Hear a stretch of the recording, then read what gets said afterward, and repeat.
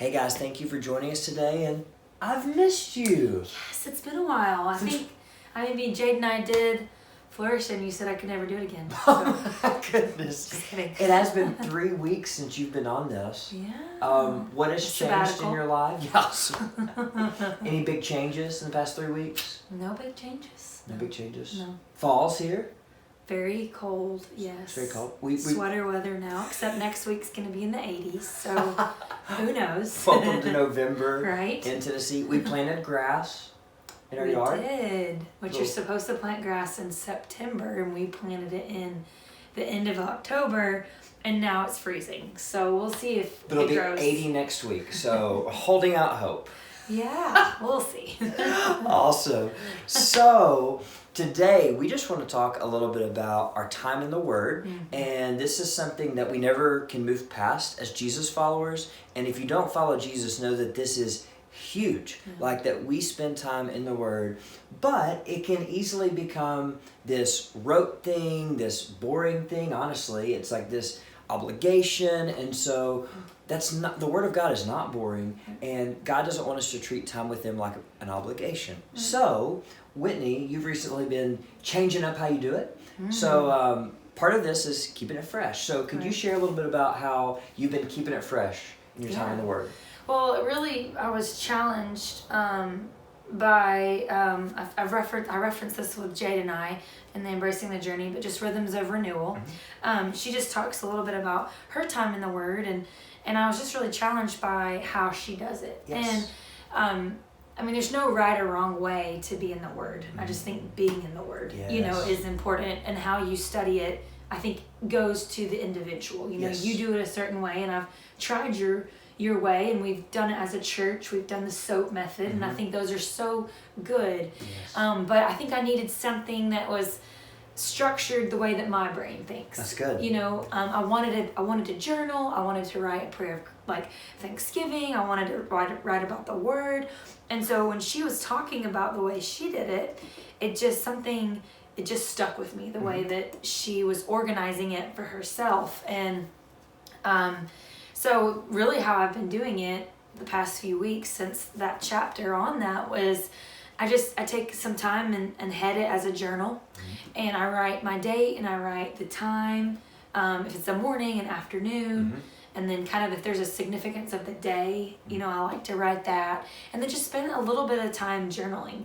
I was talking with a group last week, and I just said I feel like a little girl sometimes because I'm like, well, today I did da-da-da-da, or, you know, so sometimes it's very shallow, I feel like, but sometimes it's maybe something that I wanted to remember, or, I mean, it ranges. There's no, like, I have to go deep right away, and that sometimes it is deep of, like, I have a really heavy feeling, or, so whatever, I just get to put that on paper, and that's good for me, and it's never a page. It's honestly like maybe it would look like a paragraph. That's you good. Know, because I think if I tell myself that I have to do a page, then I get overwhelmed. I love that. Right. And I'm sorry to interrupt, but I was going to say, I think that really helps me because I've been trying to journal and have been very sporadic throughout the year, but I have to treat it like that. I have to be like, okay, just write a few sentences, or else I'll get in this trap of it's got to be a whole page, and then that's an obligation, and I don't want to do it, so that's super helpful. Yeah, and I think for me, I was like, well, I want a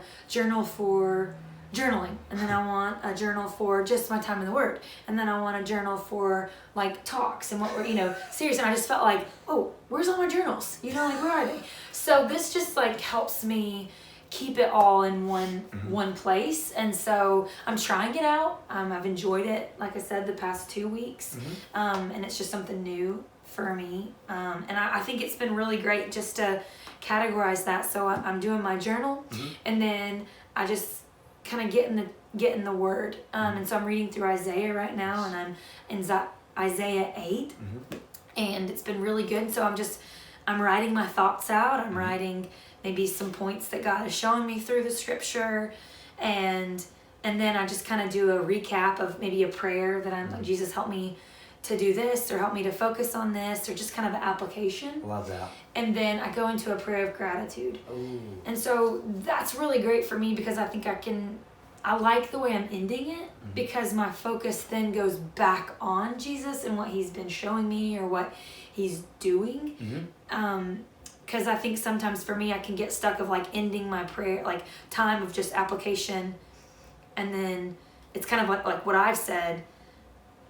And then I'm not really focusing and reflecting on all the things that God is doing in my life or in our world or really just thanking him for who he is. So it's just ending that time for me as a reflection of back to who God I love that. is, if that makes sense. Yes, I think I it's don't know really if good. I'm saying that right, but so I think it's been really, I've enjoyed it, and it's given me practical steps, you know. So are you about to sneeze? Yeah, I was about to say, I'm trying to hold it Your up. eyes are out of water. I know. What you're crying? saying is so good. Am I am emotional. I'm making you. This is so cry. good the way she does it. I do that a lot. I make you cry. Oh, it's amazing. No, I was trying not to sneeze. No, your eyes are starting to water. I was like, okay, you're trying not to sneeze. But anyways, I love what you said at the end because I was listening as I was trying to sneeze.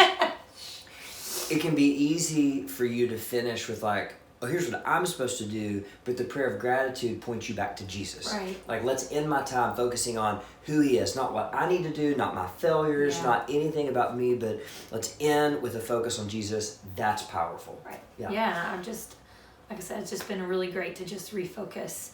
And I think, especially in this time right now, at least for me, I can kind of feel the gloom and the hard times, and so this just helps me reflect on the things that are positive, that the good things that are happening.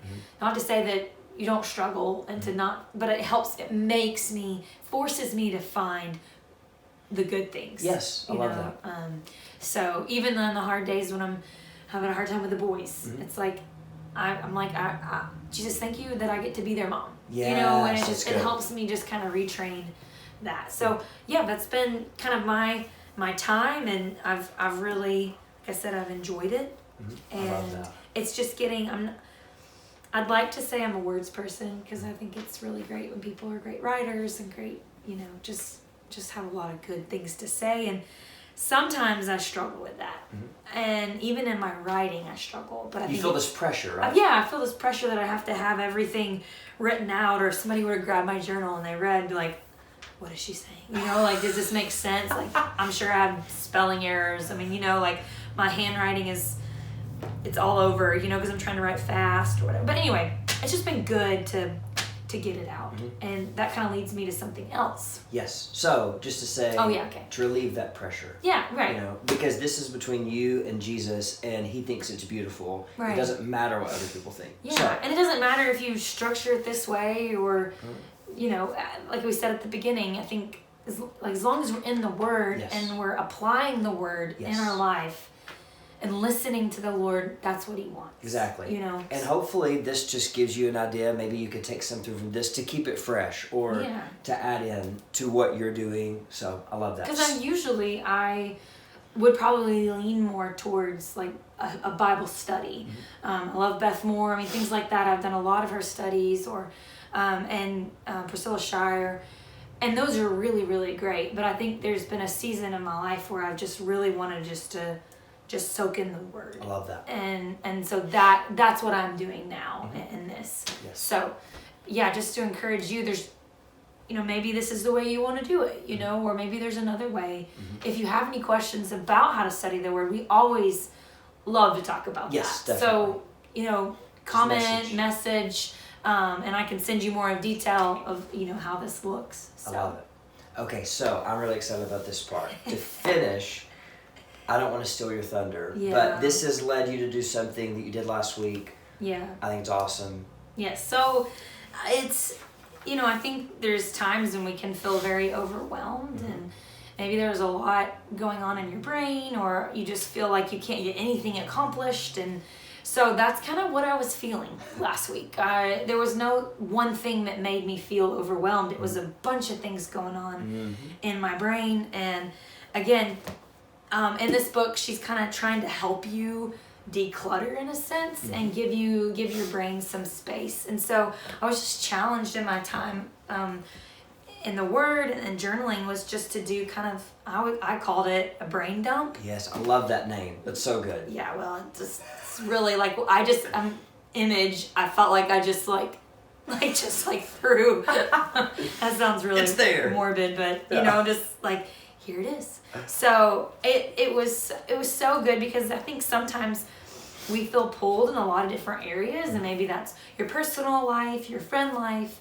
your church life, your work life, like whatever that is, might have a lot of different areas that you're trying to juggle, and some seasons are more and some seasons are less. And so for me, it was just, I felt pulled in a lot of ways, and by my own doing, because I love to be involved in lots of things. But anyway, so I just did a brain dump, and so it's written right here. I love it. In pink. And it just, honestly, the moment that I did it, it really did relieve some stress. And I really felt like it decluttered my brain, because it was all right here on the paper. Now, the funny thing is I told my sister, like right after, like, oh my gosh, this was just so good. You need to do it. And she talked about how she needed to do it. And then she texted me a few hours later and said, Whitney, in order to do the brain dump, I have to have at least 10 minutes to sit and do it. And it's like she couldn't even find 10 minutes in her day, so I get that too. Like it's hard to find time to do that, but it was just really beneficial to me, because I kind of shared with some people too earlier this week, was like, it helped me to really see what I was involved in and then give it to the Lord. That's really good. So I was able to say, like, here's all the things, and I'm a 3. We've talked about this before. So, like, I want to do. I want to get all this stuff done. I want to accomplish what I've written here. But I felt like the Lord had kind of then challenged me, like, hey, put this out and hand it to me. I love that. And so by doing that, I had some relationships come into my life at the time that like needed some time. I needed to meet. And I was able to do that, even though I knew I had all this stuff. But it was like, I now have space really in good. a sense to do that. So yes, it just kind of came out of the Word, out of studying, last week. And so I love that. And you wrote down, you basically made a list for each area in your life. Yeah. If someone wanted to do the brain dump. Yeah, Right? yeah. I just, in every area that I might be, home, public church, work, family, even my personal. Yes. Because I don't want to neglect that, working out, doing my Bible study, reading, communicating with friends, like all the things that I know that are good and good for me. So I love that. Yeah.